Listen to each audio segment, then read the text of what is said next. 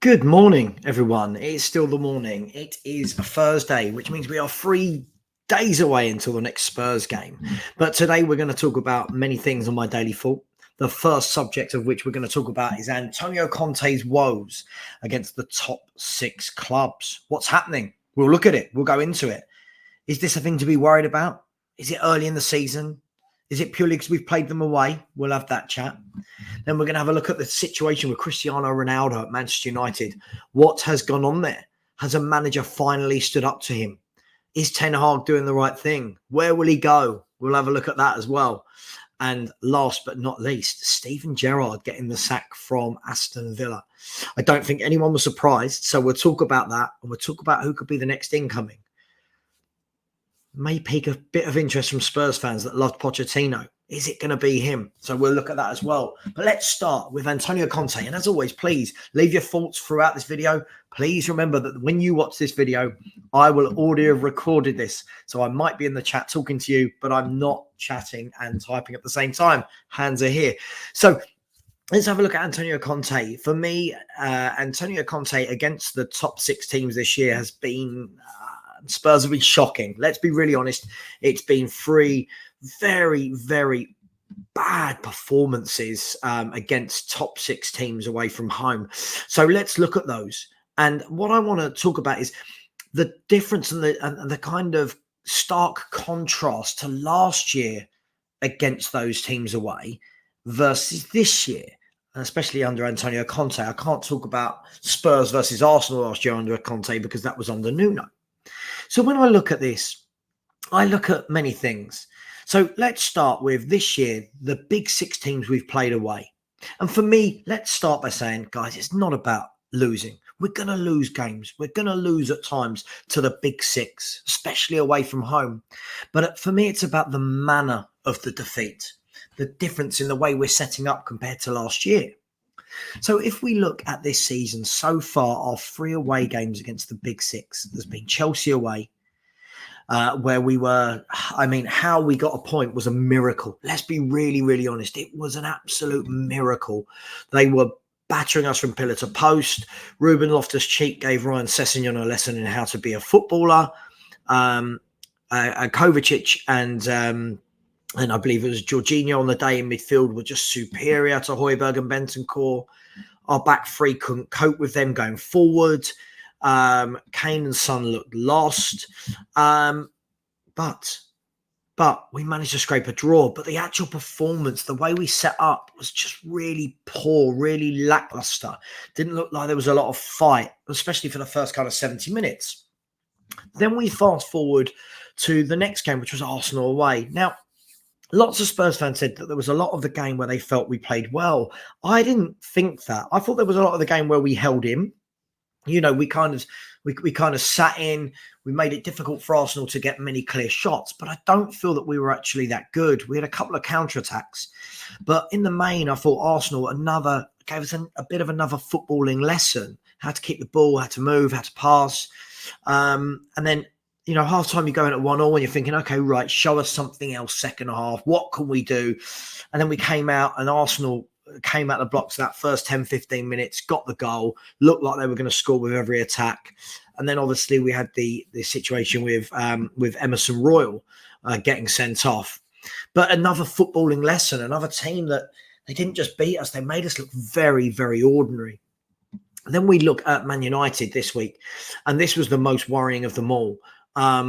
For me, the only positive was the number of saves that Hugo Lloris made. I thought the rest of the 11 were absolutely disgusting on the day.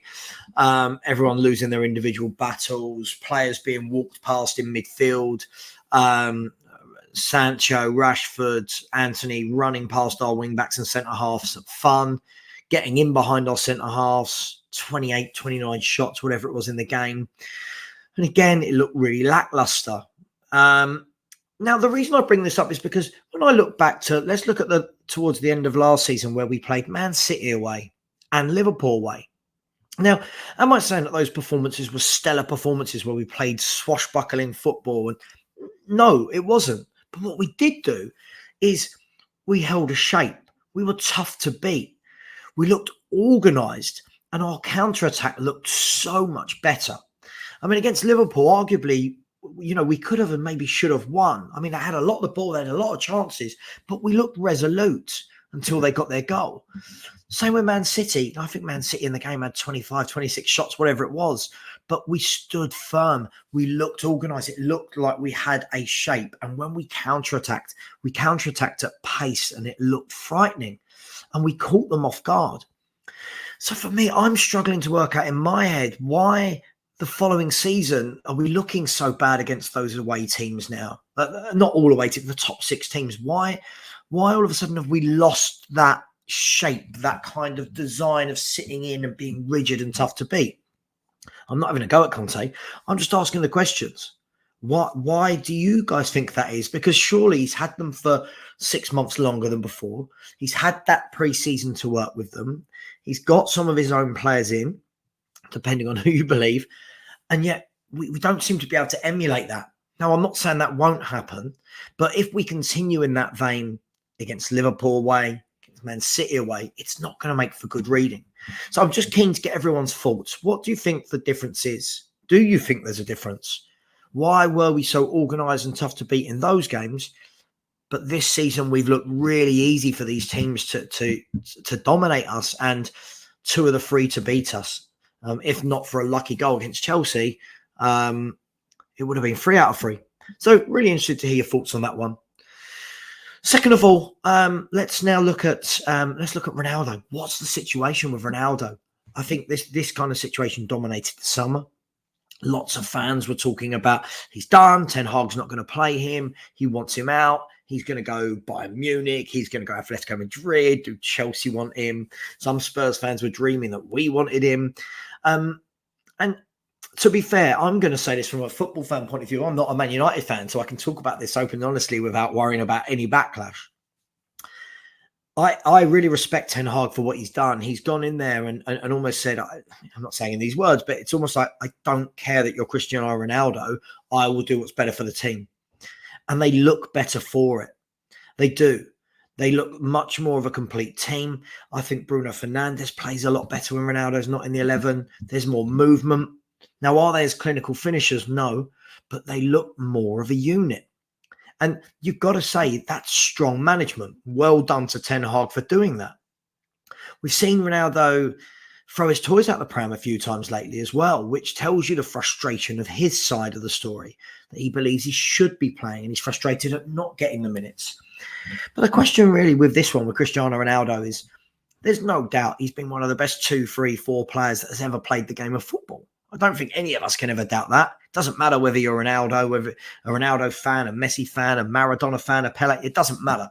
He's been one of the best players that has ever walked this earth. His goal scoring record is frightening. But he is getting on.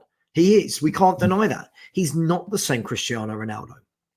So the question is, and I'm going to ask this to all of you, where does he go now? If he's on a free, where does he go? Who takes him? Is there a big club that takes him? Do you think he's still got that pull?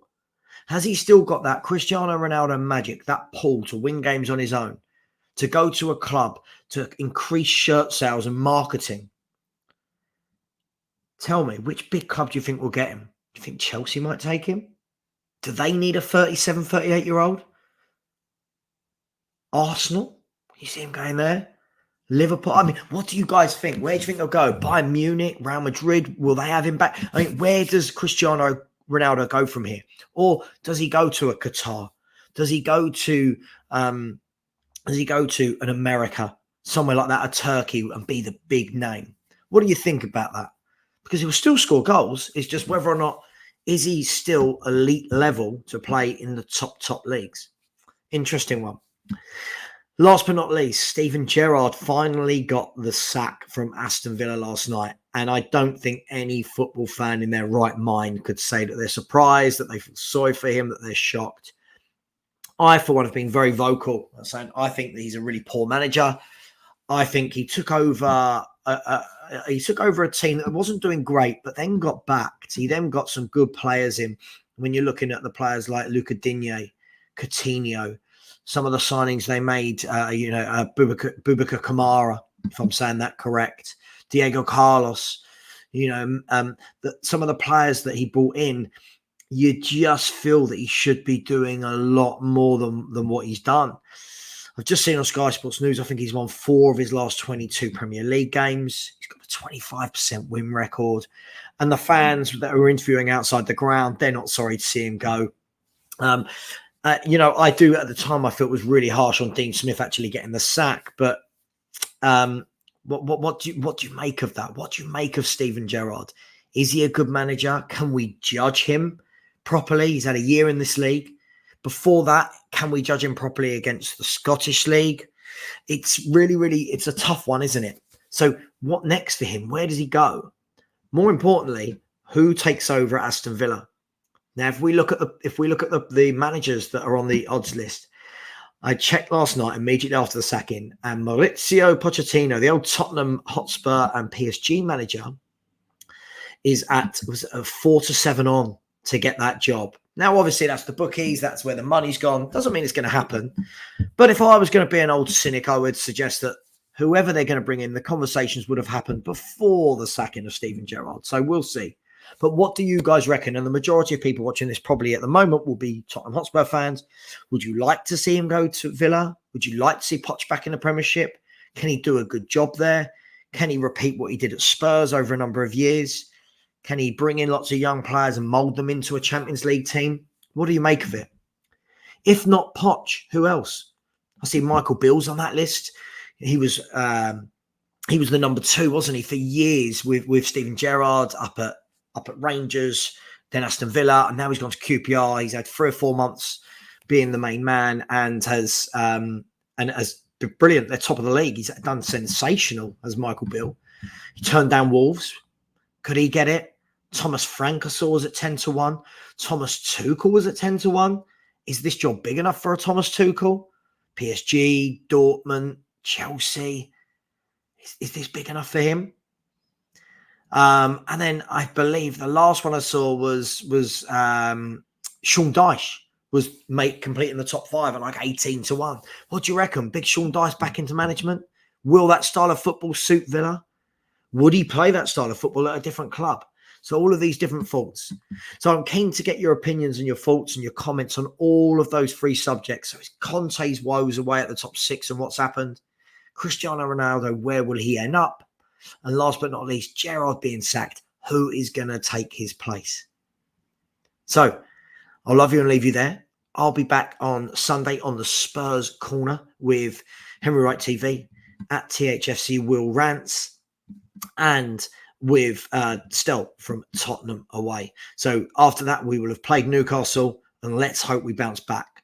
So as always, come on you Spurs, leave any nick out, and a big up to all the football fans out there. Every fan of every club is welcome on my channel. Spice of life. Take care, guys.